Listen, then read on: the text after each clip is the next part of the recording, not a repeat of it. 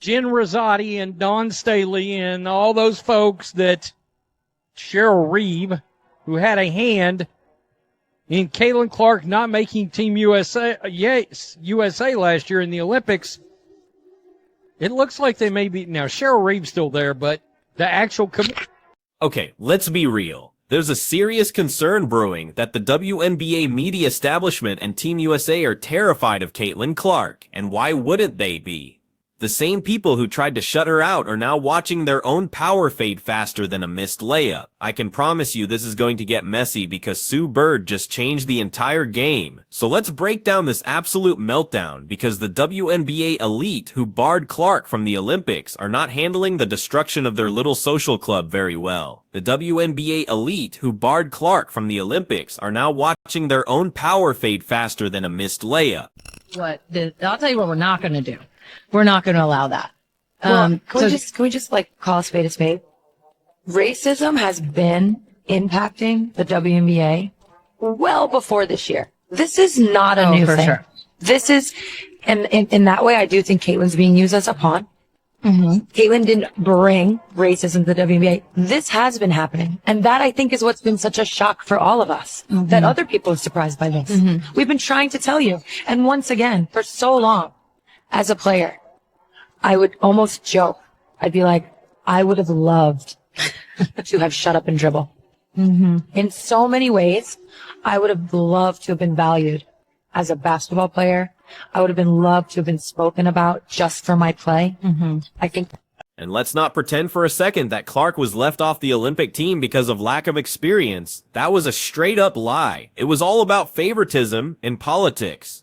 Sue Bird used to be part of that inner circle, but this time, the gate was blown wide open. While the same crusty old guard tried to gatekeep their way through another Olympic cycle, guess what? Team USA's new structure is now set up just like the men's team, with one person in charge of it all, and that one person is Sue Bird. Legitimate to say, we roll in the Olympics every year.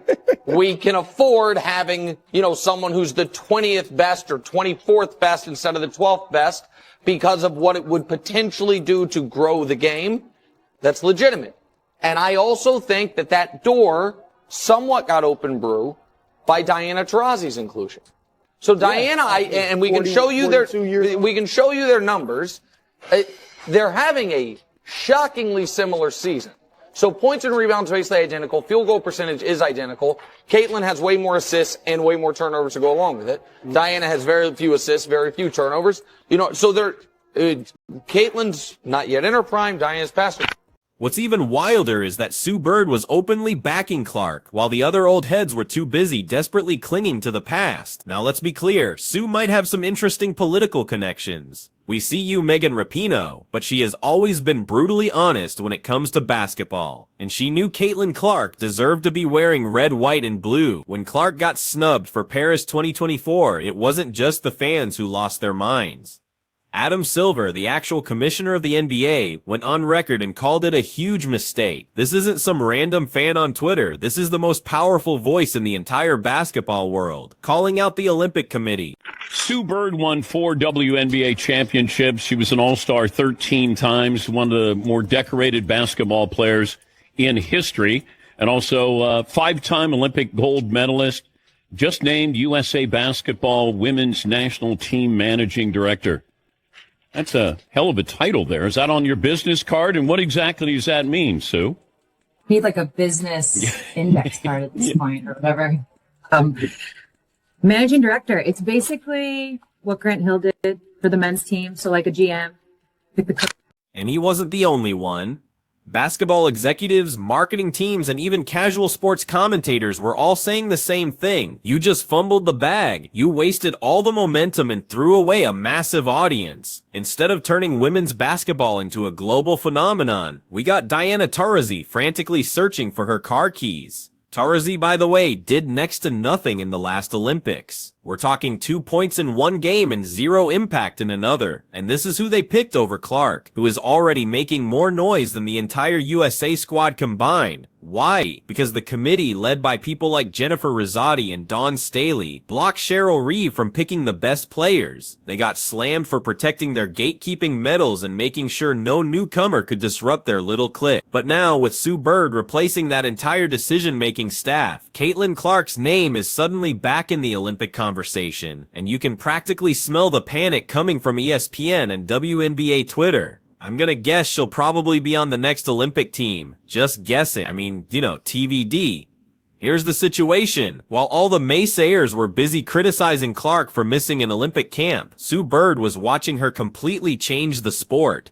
See, Sue Bird is more interested in performance and winning than she is in playing political game. Yeah, that's right. Clark didn't need a secret handshake to get noticed. She single-handedly dragged women's basketball back into the mainstream on her own terms, bringing in millions of fans while the old guard was busy at Team USA camp auditioning for AARP commercialettes. Let's just look at the numbers. Clark's Indiana Fever games are now must-see TV, smashing WNBA viewership records. Her jersey is the best-selling item in the league. And ticket sales, forget about it. A player is a phenomenon when entire opposing teams have to move their games to bigger arenas just to fit the crowds.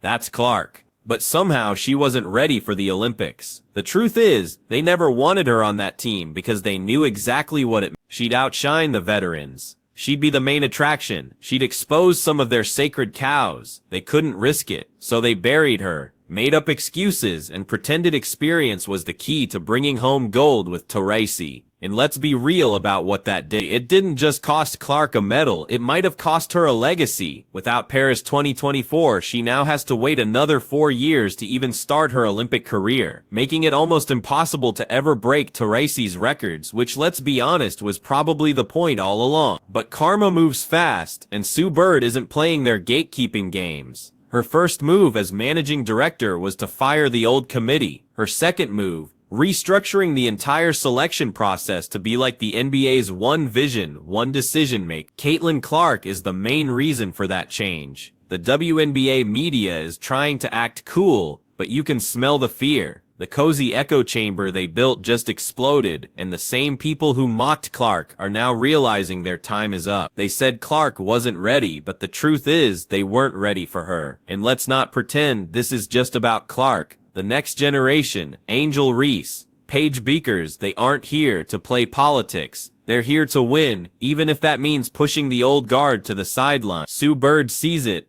Adam Silver sees it, and now all the gatekeepers who tried to lock her out have to see it too. This isn't just a comeback story, it's a hostile takeover. The WNBA media machine has spent a year pretending Clark isn't the biggest star in the sport, and now they have to watch the golden goose they tried to cage take flight. Remember all that coded nonsense last summer? She hasn't earned it. She needs to pay her dues. Are you kidding? Clark is literally carrying the league on her back while the execs who make these terrible decisions sip cocktails. She earned it by putting more fans in seats than the rest of the league combined. Adam Silver said it himself, they fumbled this. She deserved to be on that team. She's not just ready for Team USA. She is Team USA. And now that Sue Bird has the clipboard, the game is over. No more politics. No more farewell tours for aging veterans at the expense of prime athlete. The only thing that matters now is winning. And picking a 42-year-old Diana Taurasi who spent more time getting medical treatment than actually playing was the opposite of that. Meanwhile, Clark was selling out arenas and breaking the internet with every logo 3, but she was a danger to the system. She wasn't one of them.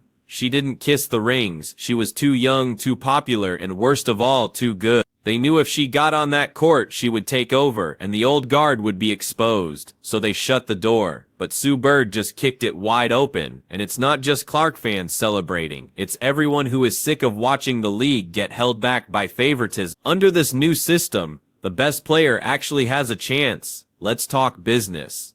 The Olympics are a brand. They want ratings, attention, and cultural relevance. Caitlin Clark delivers all of that on a silver platter. People fly across the country to watch her play. She's a walking headline. So while the critics cry on Twitter about paying dues, the rest of the world is about to watch a superstar finally get the recognition she deserves. Putting her on the team isn't charity, it's just common sense. It's the first smart decision the national team has made in a long time. And remember, when Clark plays, the entire WNBA wins. Her spotlight lifts everyone up with more media coverage, more sponsors, and more eyes on the league. The panic button is being smashed behind the scenes because the inner circle's control is finally crumbling. The fans have chosen Clark, and now the system has to follow. This isn't a shift, it's a revolution. Welcome to the Clark era. The establishment can't stop her from getting on that team anymore.